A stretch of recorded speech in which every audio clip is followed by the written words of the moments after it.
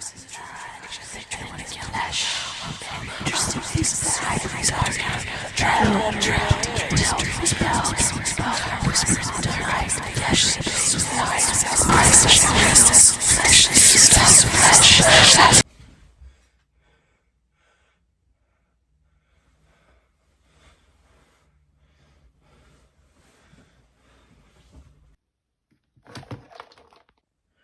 not doing this year. I'm putting you away this year.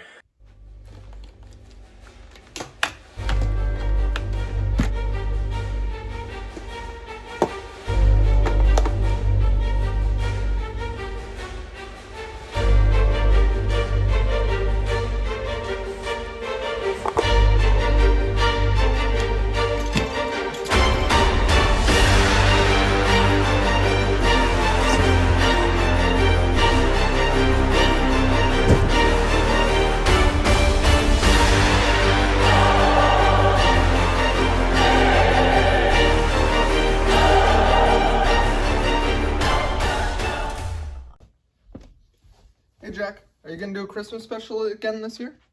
I don't know about this year. I've been having weird dreams about last year's Christmas special. That's pretty weird. Besides, there's no such thing as Christmas games. I do. I brought one over. Like I said, there's no such thing as Christmas games. You could probably draw one with the U-Draw from last year. You remember that, right? I'm never touching the U-Draw again. That thing is dangerous. You could always play the Doom games. Because, you know, Christmas is about Jesus being born and fighting demons, and Doom, you're literally fighting demons. Wait a second. I can play the Doom games because Jesus was born on Christmas and Doom is all about fighting demons. That's what I just said, yes. Doom was one of the first ever good first-person shooters ever made.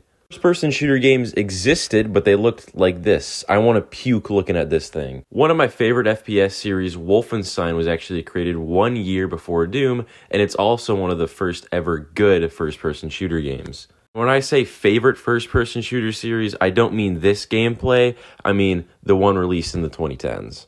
So this is Doom 1, and oh my god, you can tell it's one of the first ever first-person shooters ever made. And when you play this game, it's very, very noticeable because there's so many quality of life things missing. For Doom being all about super hard games and difficulty, it's really not that hard. I am playing this with an Xbox Series S controller, so I think it was a lot harder back then on keyboard, especially when Macs were about as powerful as a muffin. I would say the only difficult thing is not knowing where to go, especially since it doesn't tell you what doors open or close or not. Other than that though, the game's actually pretty good and still kinda holds up. The game's only about 1 hour long, but if you're curious, it's on Game Pass and it costs like $3, so I would definitely check it out if you're into this type of stuff.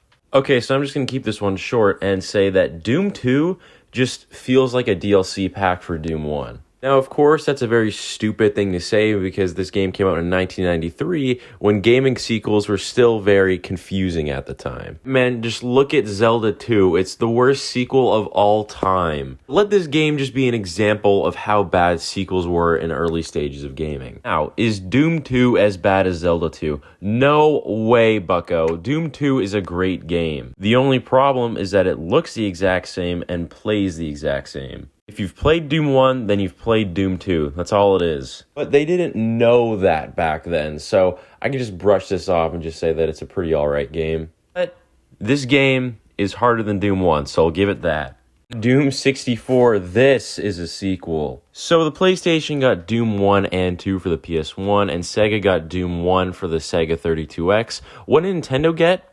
A completely exclusive Doom game called Doom 64. You can tell that this Doom game is on console because it looks way better and levels are way longer and feel more like a maze. Which, I mean, that makes sense because Nintendo 64 is powerful than a computer at the time, so levels could be longer. This game is also really, really creepy. Every single level just feels so empty and the lighting is so dark. There's something really unsettling about it. It's not like most horror games today with jump scares or in-your-face gore. It's just creepy. Not to mention that some of these sprites are terrifying. Doom 64 really nailed the Doom aesthetic in this game, and it's my favorite one so far. Doom 64 is also longer and harder. Okay, so I'm editing this video, and I'm just now finding out that there's a Doom exclusive PS1 game called Final Doom. What the hell is Final Doom? Bleep. Panic button. The same people who made Sonic Boom made this game. Oh no.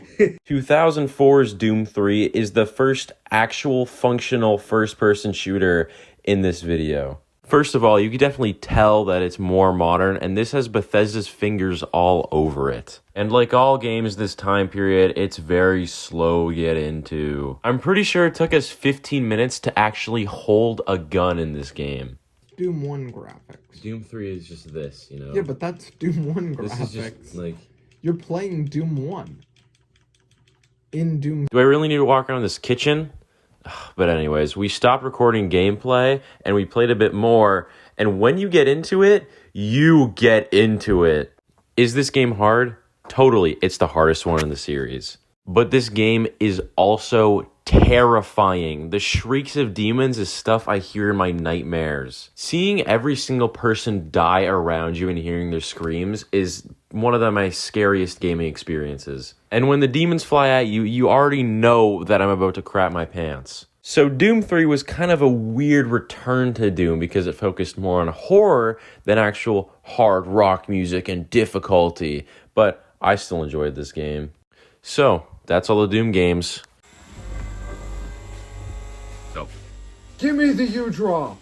listen man, the U-Draw, it's really dangerous. I can't just give it to you. I don't care. Give it to me. Fine. Let's go. Let's go. Just don't shoot me.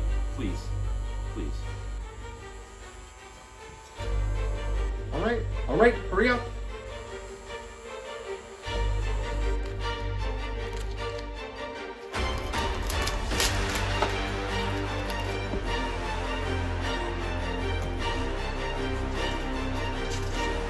Oh, I forgot to give you the pen for it.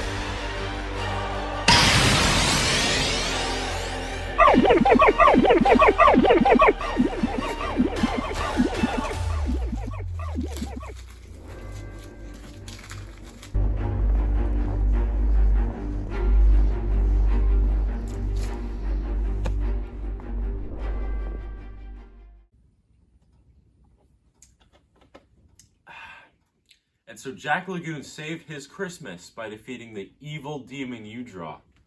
May all of you have a very wonderful Christmas and get the presents that you deserve.